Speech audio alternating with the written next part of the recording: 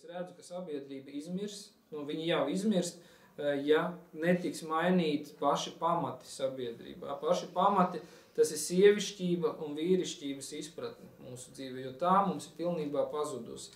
Šodien... Es esmu ar piebilst, vēl nē, bez pabeigšu. Jo sievišķība un vīrišķība ir tas pamats, uz ko cilvēks spēj pastāvēt. Ja nebūs ne sievišķības, ne vīrišķības, tad cilvēks nepastāvēs. Pastāvēs kaut kas cits, bet tie vairs nebūs cilvēki. Tie būs kaut kādi, varbūt, pussistēmu roboti, ja, vai puscilvēki, vai izdzimteņi, vai vēl kaut kādas, teiksim, dzīves radības, ko par cilvēkiem saukt vairs nevarēs. Ja, līdz ar to es uzskatu, ja cilvēks, viņš ir tas elements, kas saistībā ar šo, un arī, ja cilvēks nepastāvēs, līdz ar to nepastāvēs arī daba, nepastāvēs vide, nekas ne, tāpēc, ka daba ir tikai tas, kas atrodas pie cilvēka.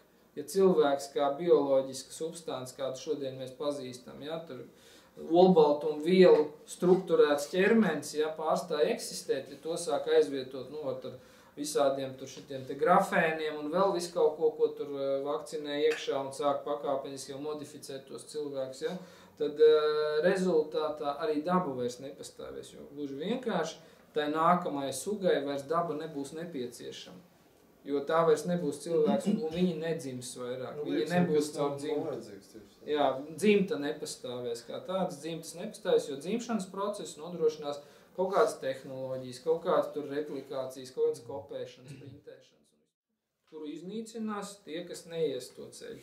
Tātad viņiem nebūs kur aiziet. Mēs tev tam beigās piekrītam. Tāpēc līdz ar to nebūs cilvēki kā tādi, jo vide, kurā viņi spēs dzīvot, arī nepastāvēs. Jā, viņi jau būs noindēti. Visu noteiks galvenā, teiksim, tas īpatsvars, kurš būs nosvēries uz vienu vai uz otru pusi. Un visa, jā, kritiskā masa tātad. Un visam par pamats vēlreiz saku, tas ir vīriešu un sieviešu kvalitāšu izpratne dzīvē. Ja, kas šodien stipri pieklibot, tieši tāpēc mēs ļaujamies iet tur, kur mums nevajadzētu iet šobrīd, jo nav vīriešu, kas to neļautu, un nav sieviešu, kuras būtu ieinteresētas, lai tas nenotiktu šodien.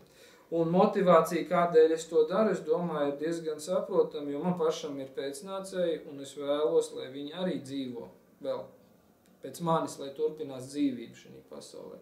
Un es vēlos tieši tāpat, kā Dzintars teica, arī, lai dzimta mana turpinās un vispārējais, jā, jo ne tāpēc, ka tā ir mana tikai, arī tāpēc, protams, bet tāpēc, lai vispār dzimta kā tāda turpinās, jo dzimta tas ir cilvēces pamats, jā, bez dzimtām cilvēci nepastāv. Ja mēs dzimtas savus neizkopjam, tad mēs neesam vairs cilvēki, mēs esam kaut kas cits.